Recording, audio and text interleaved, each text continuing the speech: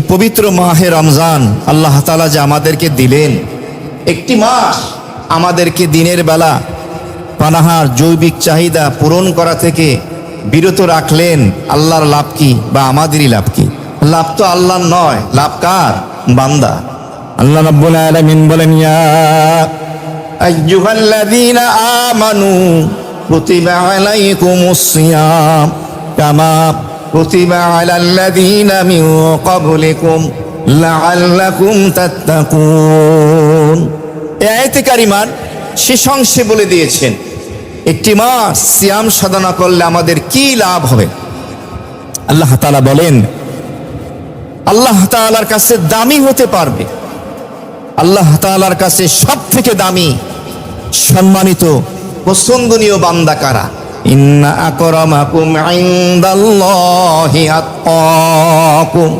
আল্লাহ তাআলা বলেন যে আমার কাছে সব থেকে সম্মানিত বান্দা হলো ওই বান্দা, যেই বান্দা সব থেকে বেশি বড় মুত্তাকি, আল্লাহকে সব থেকে বেশি ভয় করে, গোপনে প্রকাশ্যে সর্বাবস্থায় আল্লাহকে ভয় করে, তাকে বলে মুত্তাকি।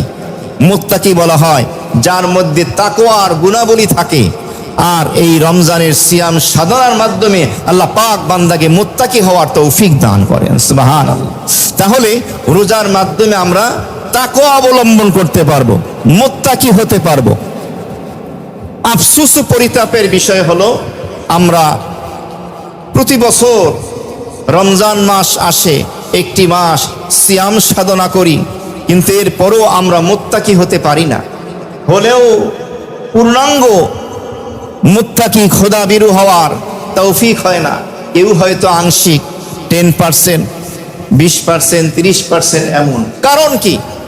এর কারণ ওলামায়ে কেরাম বলেন রোজার আদব হলো 6টি।